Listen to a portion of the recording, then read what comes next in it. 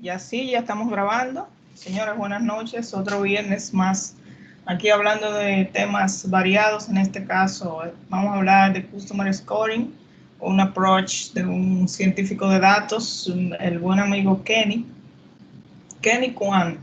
No sé si lo pronuncié bien, pero es un excelente científico de datos. No vive aquí en el país, no está en Dominicana actualmente, y esta noche viene a compartirnos un poco de su experiencia al respecto.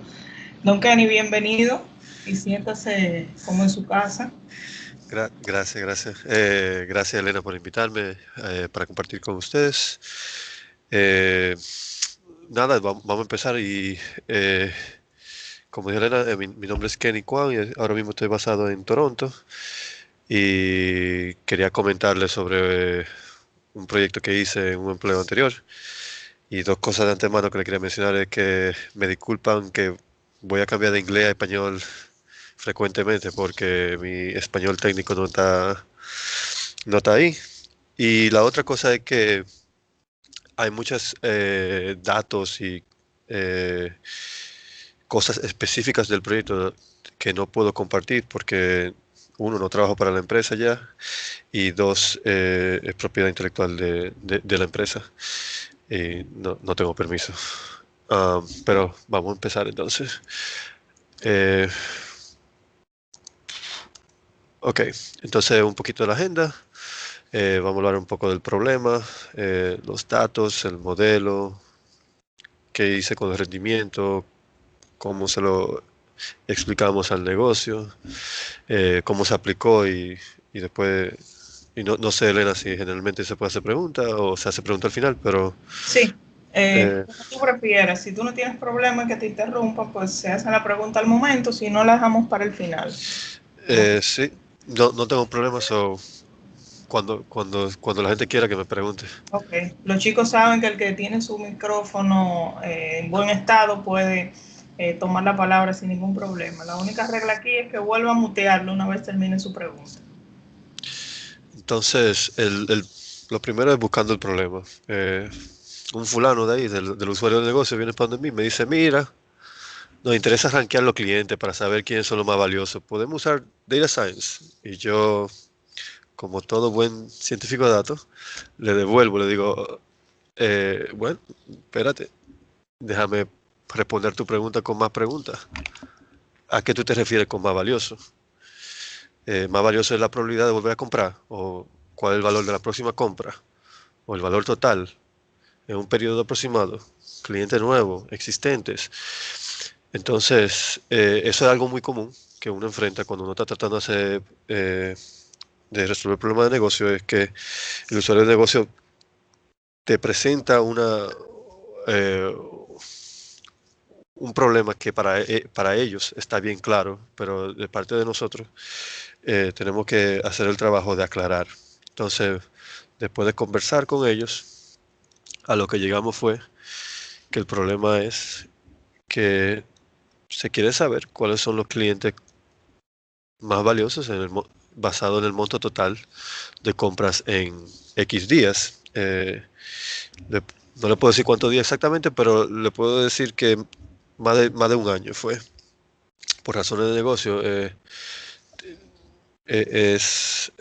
se determinó que tenía que ser más de un año.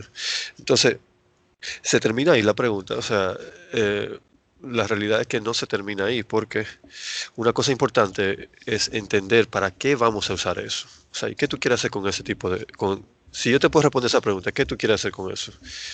Y me dicen, bueno, ¿no? Queremos hacer cosas con marketing, queremos manejar las cuentas, si son cuentas clave, queremos saber eh, co- cuáles son las cosas que podemos manejar a través para los clientes. Yo dije, bueno, entonces volvemos para atrás.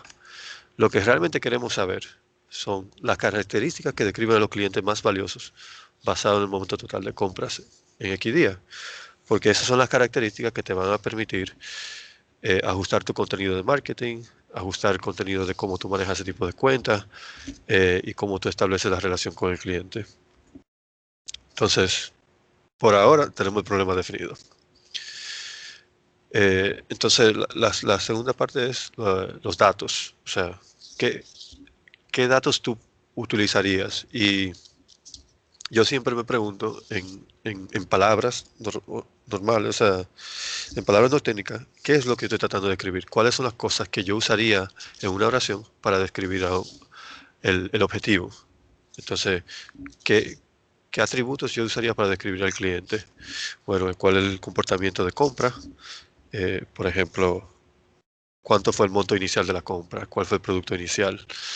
Eh, Cosas como variables que están asociadas al tiempo, eh, productos, o sea, qué tipo de productos, qué categorías y también en este caso el segmento. Y el segmento es en este caso me refiero a qué tipo de cliente. ¿Es un cliente de industria, un cliente de compañías grandes, de pymes? ¿Qué tipo de industria es basado el cliente? Y, y se pueden poner muchísimos más atributos, pero principalmente esos fueron los grupos mayores y ahorita podemos hablar de cuáles son las cosas que tal vez se pudieron, qué tipo de data se pudo haber conseguido mejor para mejorar el rendimiento. Entonces, eh, uno no solamente coge la data y va y de una vez va el modelaje. Eso es algo que, o sea, nada te dice que no lo puedes hacer perfectamente, pero te puede traer ya con un muro si tú no entiendes qué es lo que está pasando con la data. Entonces, muy importante es tomarse el tiempo de masajearlo, tú sabes, de darle cariño al asunto y eh, entender qué es lo que está pasando con la data que tú tienes de antemano, antes de hacer alguna aplicación de Data Science. O sea, en este caso, preguntas que yo me hacía eran, tú sabes, ¿cuántos clientes que compraron vuelven y compran? Porque eso me va a dejar saber más o menos qué es lo que cuál es la capacidad que yo estoy tratando de identificar. Porque si la gente no vuelve a comprar, entonces, si hay muy poca gente, entonces el problema se vuelve más difícil. Entonces, también de la gente que volvieron y compraron, qué tan frecuentemente compran, cuántos volvieron, cuántos compraron, hay algún efecto de, ¿cómo se dice en español? Pero, seasonality, o sea, efecto de temporada, hay algún efecto de temporada eh, y demás. O sea, hay muchísimas preguntas que tú estás tratando de explorar. Yo utilizaría estacionales en ese caso, que Ah, estacionales. exacto. Gracias.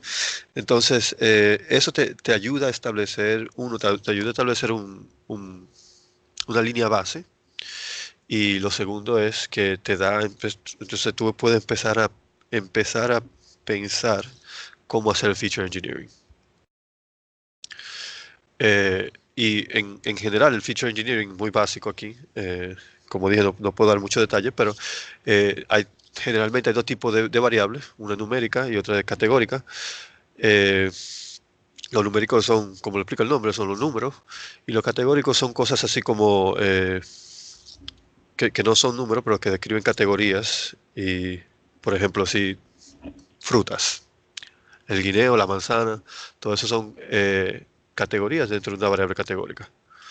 Entonces, para eso hay eh, maneras de tratar esa variable, lo que se llama one-hot encoding o dummy variables, que es básicamente coger cada una de esas categorías y imagínate poner una columna para cada categoría donde tú estás marcando binarios, combinaciones binarias. También hay otros tipos de procesamiento conocido como label encoding o label rank encoding. Entonces, en ese caso, lo que se hace es tú vuelves la variable categórica en una variable numérica haciendo conteos por categoría. So, en vez de tú decir, este cliente compró guineo, tú reemplazas eso por el training set que tiene, por ejemplo, qué sé yo, 40 guineos. Entonces, en vez de tú hablar específicamente de la categoría, tú lo vuelves numérico. Y hay razones por las cuales tú quieres hacer eso. Eh, Principalmente por eficiencia, además del rendimiento, posible mejoramiento del rendimiento, pero principalmente de eficiencia, porque lo puede pensar como la reducción de la dimensión de los problemas, de los atributos. Eh, y en este caso se utilizó una combinación de esto, algunos resultaron, algunos no resultaron. Principalmente el one-hot encoding fue lo que resultó, y las otras cosas afectaron el rendimiento de manera negativa. Um, en cuanto al modelo, ¿qué se probó? Realmente se probó, para mí, una filosofía personal de siempre empezar eh, básicos. Tú siempre empiezas con lo más sencillo porque los algoritmos más sencillos son los que realmente, en términos de recursos necesarios, son los que requieren menos recursos y generalmente son más rápidos. Como en este caso la interpretabilidad del modelo es un asunto importante, entonces no quedó más de otra que empezar por lo básico, que es una regresión lineal, o hacer cosas de árboles, o sea, Random Forest o el XGBoost.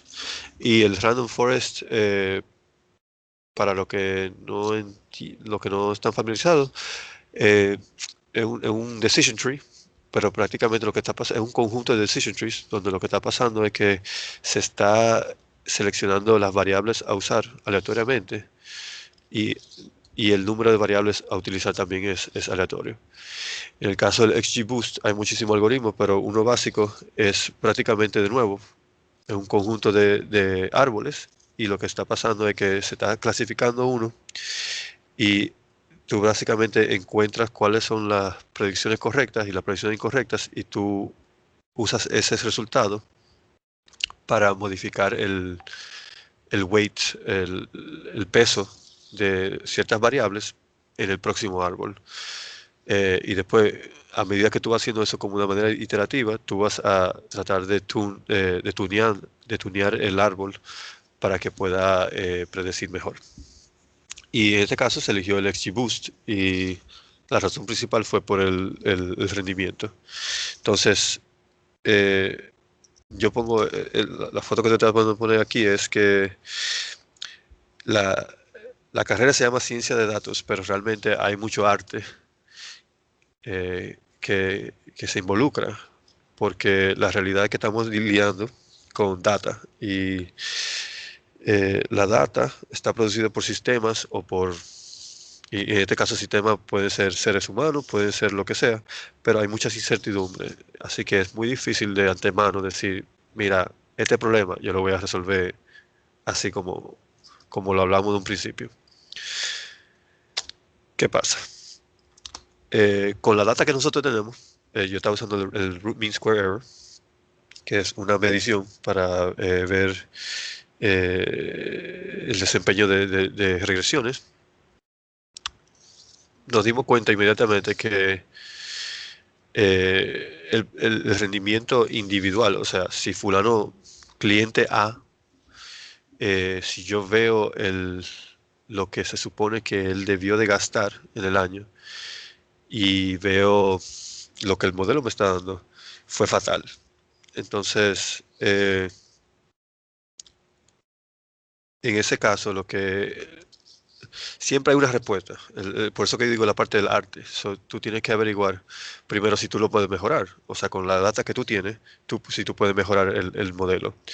Y resultó ser que al final del día lo que nos dimos cuenta fue que es verdad que el rendimiento personal, individual, no fue muy bueno, pero el modelo pudo capturar el valor relativo del cliente.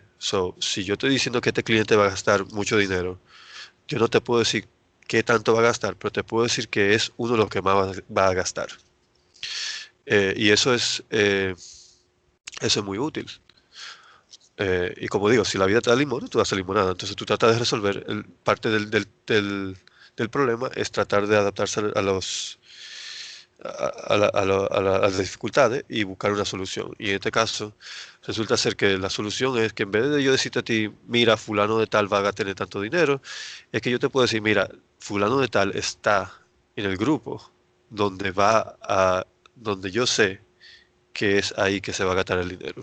Que eso, que vamos a llamarlo los clientes super A, que son la gente que van a gastar dinero. Yo lo que no te puedo decir exactamente cuánto es, pero te puedo decir relativo a las otras personas.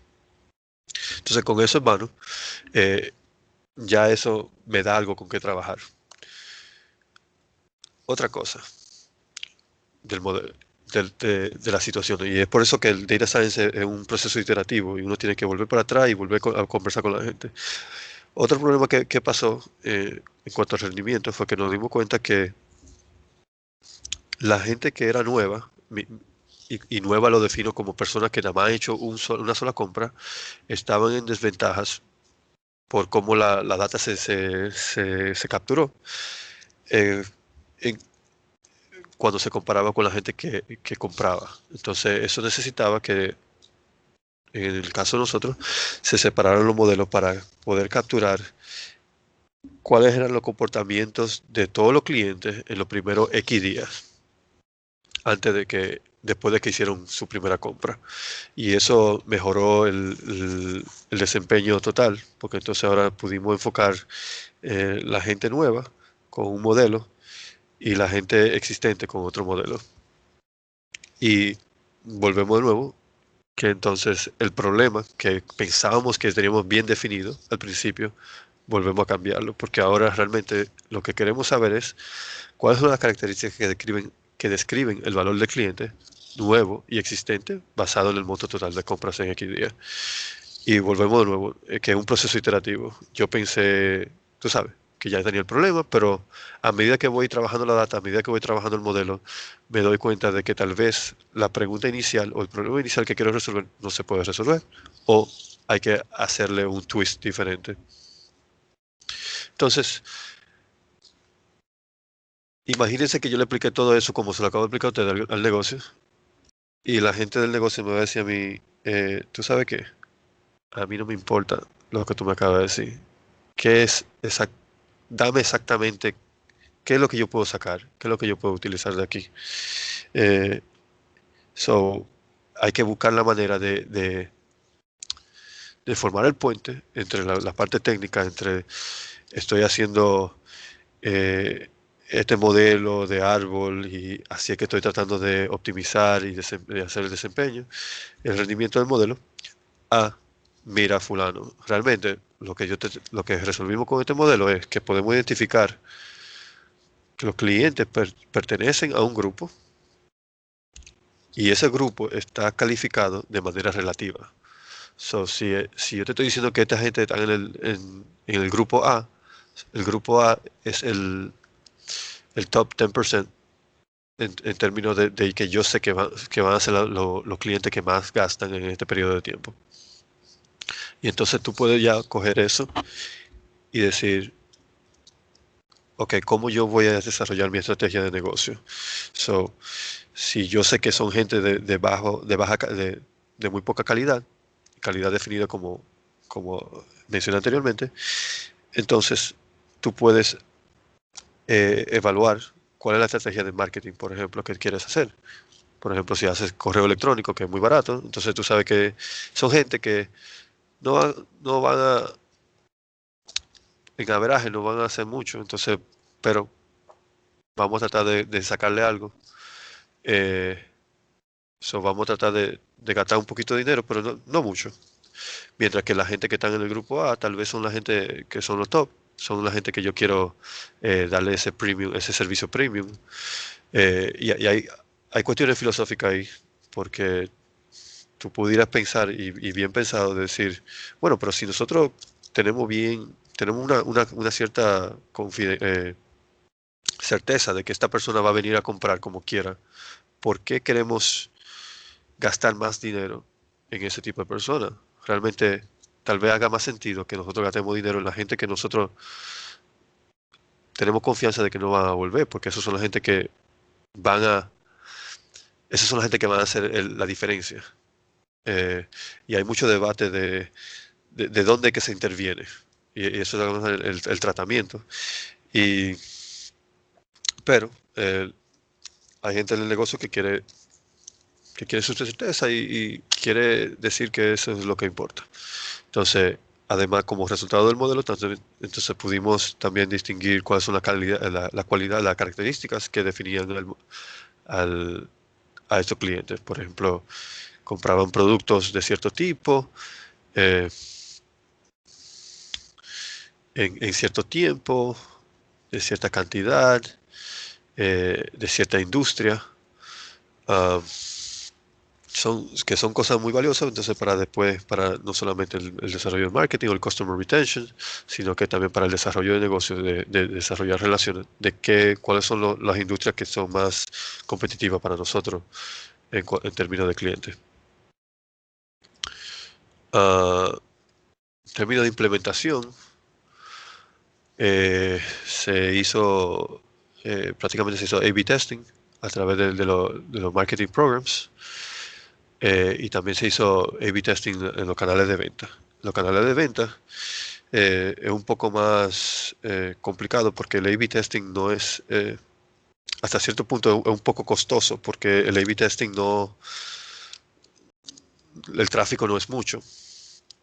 Y para la gente que no está familiarizado, básicamente la duración del experimento depende de la cantidad de gente, de cantidad de muestras que tú tengas. Entonces el negocio incurre un costo por mantener ese experimento abierto, pero al final del día hay muchos challenges en cuanto a eso, porque también tú le tienes que dar, tú le das la lista de clientes calificados a los canales de venta, pero tú no se lo puedes dar eh, explícitamente a la gente que va a hacer la llamada.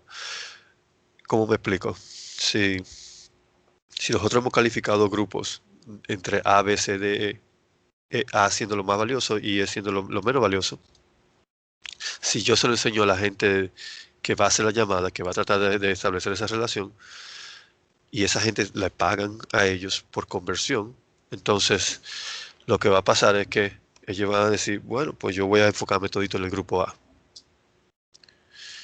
¿Y para qué yo voy a gastar mi tiempo en el grupo B? Porque yo sé que el modelo me está diciendo que el grupo A es el más valioso y a mí me van a pagar por ventas. Entonces, eso es el tipo de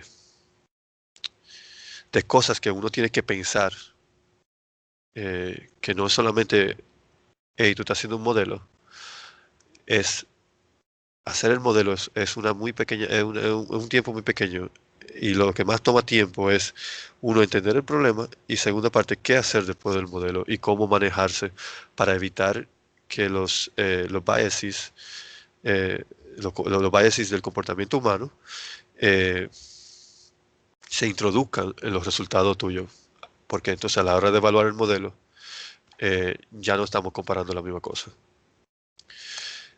Eh, Me doy cuenta que estoy como un poco rápido, son las 8:30, pero ¿cuáles son las No, cosas que se pueden, cosas que se pudieron mejorar? Eh, un grupo importante de datos que nosotros no pudimos tener por razones técnicas, por dificultades técnicas, que yo considero muy importante es la interacción del cliente con el producto, en este caso la página web. So, si el cliente visitó la página, que si tenía eh, like Google Analytics es lo que nosotros utilizamos, pero tuvimos un problema de capturar los datos y de extraerlos. Pero tú puedes pensarlo de la siguiente manera, de que hay gente que ve un cierto anuncio y va para la página, eso te da como una indicación de que hay una intención del cliente de hacer algo. Entonces, la hipótesis mía era que esos datos de interacción del cliente con nuestra página web eh, pudo- puede dar más valor, o sea, puede explicar más los resultados de, del modelo. La otra cosa que realmente a mí no me gustó eh, fue que no había manera de incluir, eh, porque prácticamente el programa de intervención, habían programas de intervenciones que están pasando. Y cuando me refiero al programa de intervención, hay gente que recibe correo electrónico, hay gente que recibe llamadas de parte de la cosa. Pero una cosa que pasa muy frecuentemente es que el manejo de esos datos eh, es muy pobre. O no tagueamos el email, o no tenemos los tags correctos en el website, o la gente que está haciendo la llamada, es difícil de saber cuál fue el contenido del mensaje, cómo fue que llamaron, etcétera, etcétera, etcétera. Entonces, ese tipo de intervención realmente puede tener eh, puede afectar el desempeño del modelo.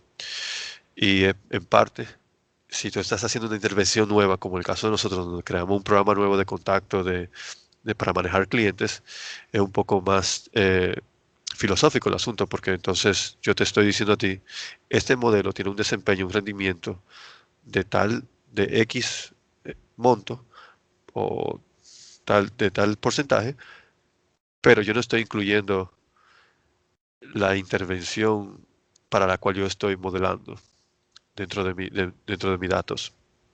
Claro que hay veces, en este caso, como era nuevo, es imposible incluirlo, pero más para adelante, eso es una de las cosas que uno debería de incluir.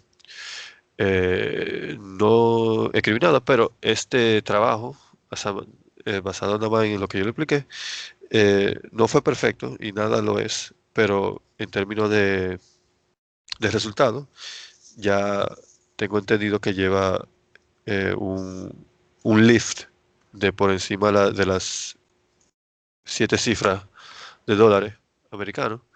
No puedo decirle exactamente cuánto, pero eh, f- el negocio le fue bien. Le fue bien con este modelo. Y creo que o sea, estoy casi terminando, pero dos cosas que quería dejarle saber y que hablé un poco, es dejarle entender el, qué tan pequeño es la parte del modelo, de la parte del Machine Learning Code, y dónde están las otras cosas donde uno realmente pasa tiempo. Donde uno pasa tiempo realmente son en la verificación de la data, que es la exploración, la extracción de los atributos, o el feature engineering, entender cuáles son los sistemas que generan la data, porque si tú no entiendes los sistemas que generan la data, muchas veces puedes introducir, eh, ¿cómo se llama? Puedes introducir bias en tus, puedes puedes no entender los biases que se están introduciendo por la forma en que el sistema genera la data. Y también muy importante es qué tú vas a hacer. Si tienes un modelo que te está dando un resultado, ¿qué tú vas a hacer con eso, con ese resultado? ¿Cómo lo vas a analizar? ¿Cómo vas a darle uso? Eh, eh, eh, es mucho que pensar y realmente es la parte más importante, porque si tú no puedes pensar en cómo tú lo vas a usar el modelo, entonces no tiene ningún valor al negocio. Eh, cu- Como lo digo, si descubriste la cura del cáncer, pues no puedes explicarle a la persona cómo curarlo, aunque tú lo tengas en la mano. Entonces es lo mismo que no tener nada. La otra, y en este caso se usó el cloud, AWS, el cloud de Amazon. eh, Todo está basado en Python. Se usó Scikit-learn y XGBoost, y la parte de la infraestructura de coordinar el retraining del modelo y el deployment se hizo a través de Airflow. En este caso, como yo no estoy, el resultado no se está sirviendo en una plataforma, en un app o un website, sino más bien en documentos. Se hace de manera batch y después se comparte con los usuarios de negocio. Y más importante es las personas, el usuario de negocio. Eh,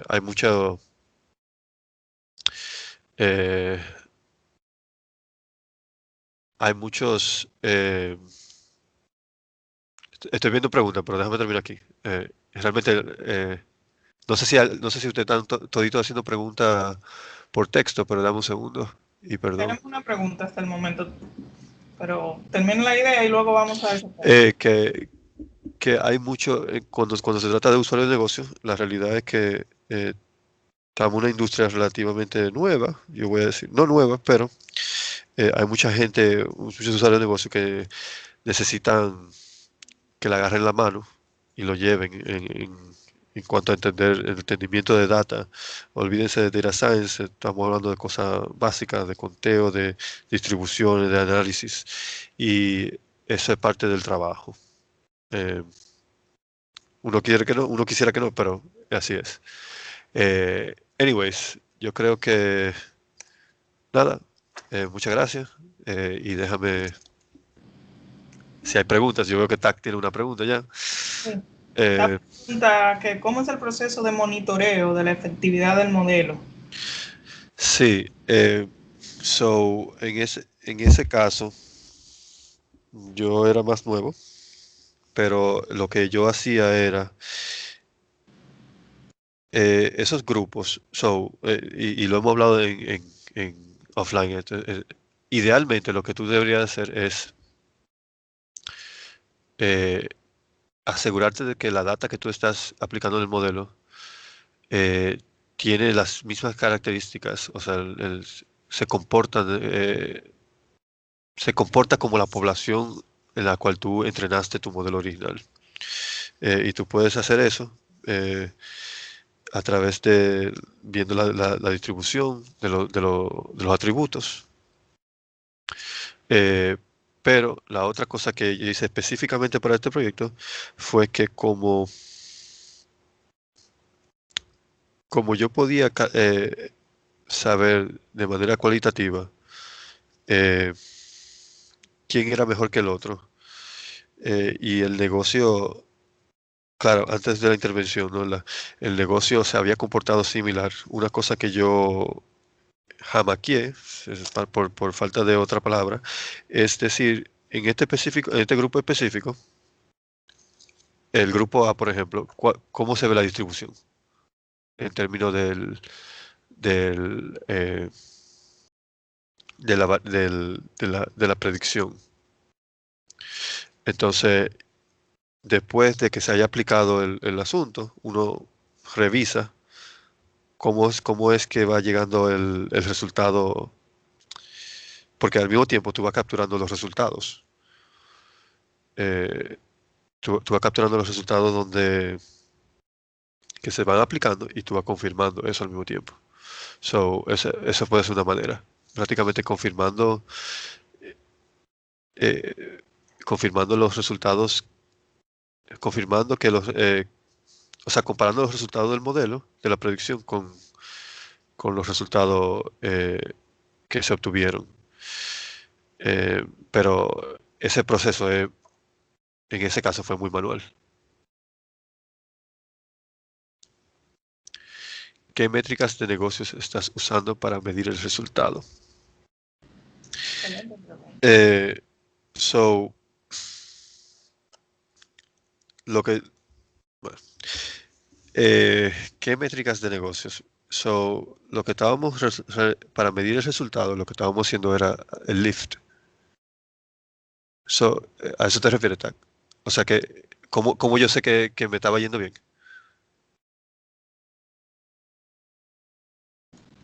O es para evaluar el modelo TAC.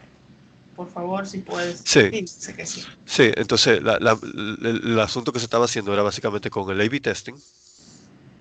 Se estaba dejando un grupo de clientes sin tocar y otro grupo que se tocó a través de los programas, y después se calculó el lift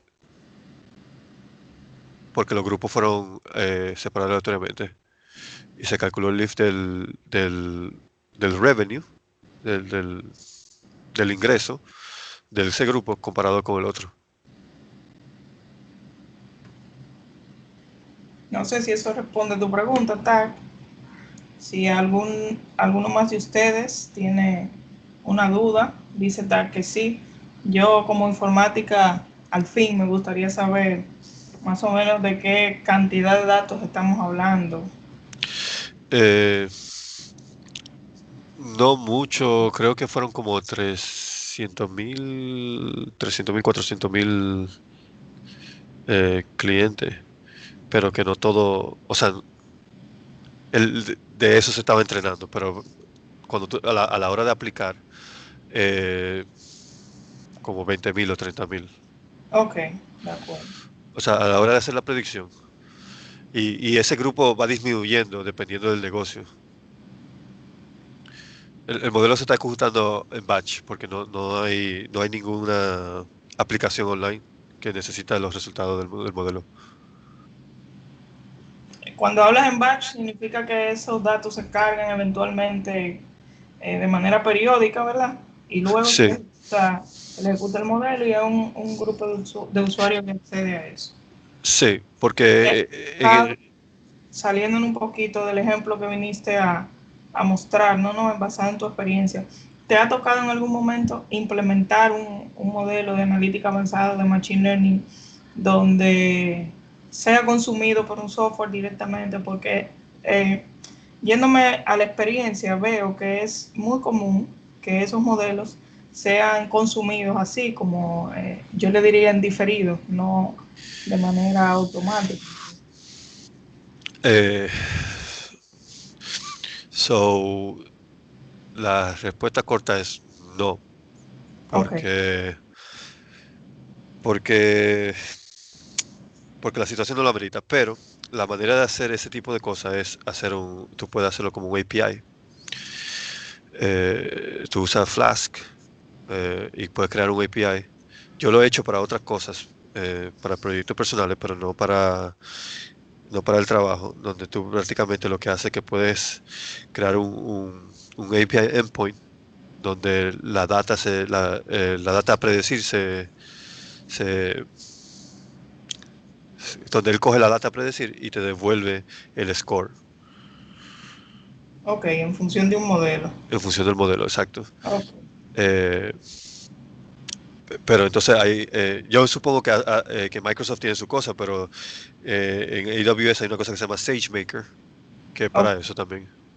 Sí, yo que trabajo muy de cerca con tecnología Microsoft, te puedo decir que, por ejemplo, en las versiones 2016 y 2017 y 19 de su manejador de base de datos SQL, tú tienes la facilidad de aplicar modelos analíticos desde el propio motor de base de datos, entonces ya no implica quizás tú tener que hacer un API ni mucho menos, sino ejecutar un procedimiento almacenado. Tienes temas de Machine Learning en la nube, que lo puedes desplegar, como tú mencionas, en una API, en una API, Ujú. entre un largo etcétera, yo diría. Tiene varias opciones, pero siempre es bueno conocer otras, ¿no? Sí, no. Te voy a decir, en como de 6 a 1 año, te voy a dar más datos. Sí, yo entiendo que sí, que todavía estamos un poco prematuros para hablar de ese tema, de verdad que sí. Yo sí te tengo una pregunta, Kenny, Sí. y lo hago en nombre de la comunidad. Los chicos, esto está lleno de personas que la mayoría los conozco y son jovencitos, tienen mucha curiosidad por el tema de la ciencia de datos, ¿verdad? Ujú. ¿Cuál fue ese mapa que tú seguiste para llegar donde tú estás? Y si tienes algún consejo final para dejarles a los que están interesados en el área. Sí, mi trayectoria es un poco larga. Yo no se la recomiendo a la gente, pero, pero básicamente lo que yo hice fue, yo estudié ingeniería civil en INTEC y me Ok, fui con una Fulbright a hacer un doctorado en ingeniería estructural en Boston. Cuando estaba haciendo eso, eh, uno hace álgebra lineal, uno hace estadística. En ese tiempo yo no sabía lo que era data science y alguien me dijo, mira, yo estaba me estaba desencantando un poco con la ingeniería civil y estaba empezando a pensar qué hacer. Y una amiga mía, me dijo, mira, está este asunto, data science. Y yo, ok. Entonces había un programa que es solamente para gente que tiene doctorado, que es como un fellowship en Nueva York. Y me fui para allá y de ahí arranqué. Eh, pero eso fue en el 2015. El 2015 aquí, ahora, las cosas han cambiado mucho, el acceso ha cambiado mucho. Mi recomendación, lo primero es buscar algo que te apasiona, que tú quieras responder preguntas, que tú tengas preguntas sobre algo que te apasiona. Eh, y después, tú sabes, hay muchos cursos online, eh, no sé, DataCamp, Code Academy, Udacity, que tienen cursos gratis algunos. Y hay muchos tutoriales hoy en día. Kaggle, en Kaggle tú haces lo que tú quieras. Eh, pero lo importante es, y yo creo que lo hemos hablado mucho de eso, de que no te metas en algo. Es bueno ganarse, tú sabes, es de sexy, es la carrera sexy de Del ahora, milenio, ¿no? del milenio, pero eh, si tú no estás apasionado por algo, no importa cuánto te vayan a pagar, tú no lo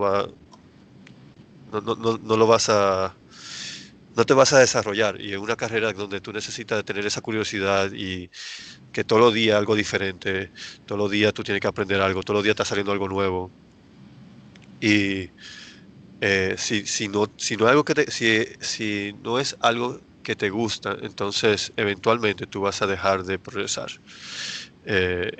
Mi opinión siempre en cuanto a términos de gente que quiere empezar a buscar a hacer data science es eh, la matemática, todo eso es bien y es bonito, pero al final del día lo más importante es si tú tienes the will, la voluntad de que es algo que te gusta, entonces empieza por ahí.